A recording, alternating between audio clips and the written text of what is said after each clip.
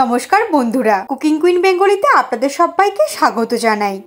বাঙালিদের অন্যতম সেরা সবজি পটল, আর সেই পটল দিয়েই নিত্য নতুন রান্না করলে কিন্তু একঘেয়েমি স্বাদ পাল্টানো যায়। তাহলে চলুন দেখে নিই দারুণ স্বাদের এই পটলের রেসিপি আমরা খুব সহজেই কিভাবে রান্না করব। প্রথমেই 5 পিস বড় সাইজের পটল নিয়ে ওপরের দিকটা আর নিচের দিকটা কেটে দিয়ে এইভাবে খোসা ছাড়িয়ে অর্ধেক করে কেটে নিয়ে ভালো করে ধুয়ে নিয়েছি। এরপর পটলের মধ্যে যে বীজ সমেত শাঁসটা আছে একটা স্পুনের সাহায্যে এইভাবে তুলে নেব। আর এই পটলগুলো একটু নরম নেওয়ার চেষ্টা করবেন, তাতে খেতে ভীষণই ভালো লাগবে। স্পুনের সাহায্যে এইভাবে একটু প্লেন করে নেব। এইভাবে সবকটা পটল আমাদের রেডি করে নিতে হবে। চামচ দিয়ে এটা খুব সহজেই কাজটা করা যাবে। আপনারা যখন করবেন তখন দেখবেন এটা কিন্তু খুবই ইজি একটা কাজ। পটলের ভেতর থেকে দানাটা বের করে নেওয়া।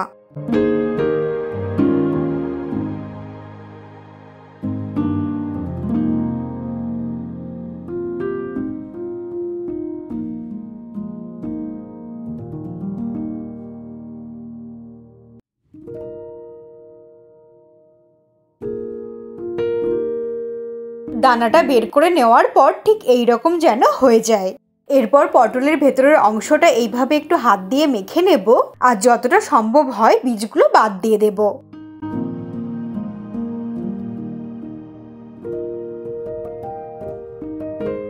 কিছুক্ষণ এইভাবে হাত দিয়ে স্ম্যাশ করলেই নরম হয়ে যাবে। আর বড় বড় দানাগুলো একটু বাদ দিয়ে দিলাম, কারণ এগুলো মুখে পড়লে খেতে ভালো লাগবে না।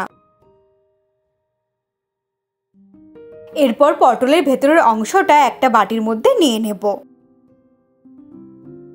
বাটির মধ্যে নিয়ে নিলাম পটলের ভেতরের অংশগুলো। এর মধ্যে অ্যাড করে দিচ্ছি একটা মিডিয়াম সাইজের পেঁয়াজ কুচি, দিচ্ছি 1/2 টিস্পুন লবণ, এর সঙ্গে দিয়ে দিচ্ছি একদম অল্প পরিমাণে হলুদের গুঁড়ো, দিচ্ছি 1/4 টিস্পুন জিরের গুঁড়ো, বাইন্ডিং এর জন্য দিয়ে দিচ্ছি 1 টিস্পুন কর্নফ্লাওয়ার। একটা ডিম ফেটিয়ে নিয়ে অর্ধেকটা দিয়ে দিলাম। ডিমটা কিন্তু একদম অল্প পরিমাণে লাগবে। দিয়ে দিচ্ছি একটা কুচানো লঙ্কা, আর সবশেষে দিয়ে দিচ্ছি 1/2 টিস্পুন সর্ষের তেল। এরপর স্পুনের সাহায্যে সবকিছু খুব ভালো করে মিক্সড করে নেব। এর সঙ্গে চাইলে অর্ধেকটা সেদ্ধ আলু অ্যাড করা যেতে পারে। একটু সময় নিয়ে ভালো করে মিশিয়ে নিতে হবে, যাতে লবণ, ডিম সমস্ত মশলাগুলো খুব ভালো করে মিশে যায়।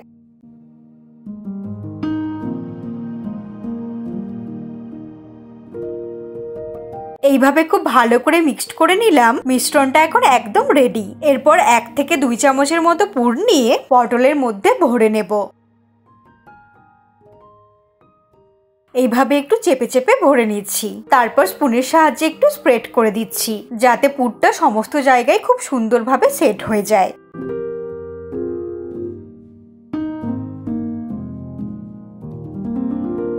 এইভাবে একটু বেশি করে দেবেন, তাহলে খেতে দারুণ লাগবে।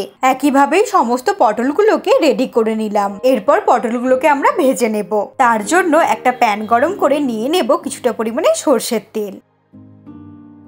এইভাবে একটু স্প্রেড করে নিয়ে তেলটা ভালো করে গরম হয়ে গেলে পটলগুলোকে দিয়ে দেব। তেলের মধ্যে প্রথমে পুর ভরার দিকটা এইভাবে দিতে হবে, যাতে এই দিকটা প্রথমে সেট হয়ে যায়। এইভাবে পুর ভরার দিকটা প্রথমে দিলে খুব সুন্দরভাবে আটকে যাবে, আর কোনোভাবেই বেরিয়ে যাওয়ার ভয় থাকবে না। ফ্লেমটাকে মিডিয়ামে রেখে 1 মিনিট ফ্রাই করে নিলাম। এরপর পটলগুলোকে একটা একটা করে উল্টে দেব, আর পুরটাও খুব সুন্দরভাবে সেট হয়ে গেছে।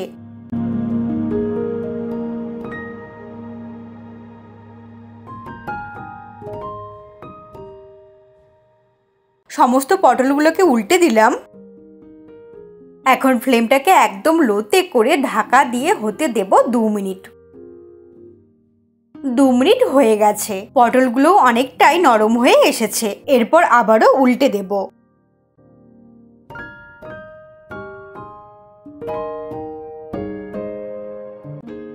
এইভাবে স্প্যাচুলা দিয়ে একটু চেপে চেপে দেব, যাতে ভেতরটা খুব সুন্দরভাবে হয়ে যায়। উল্টে দিয়ে আবারও ঢেকে দেব।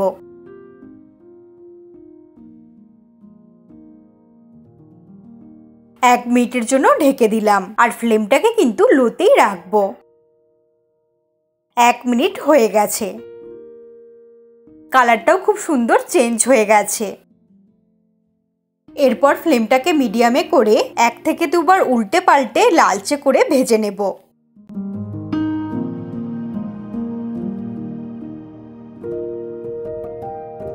দুই দিকের কালারটা খুব সুন্দরভাবে চেঞ্জ হয়ে গেছে আর পটলগুলো ভাজা হয়ে গেছে।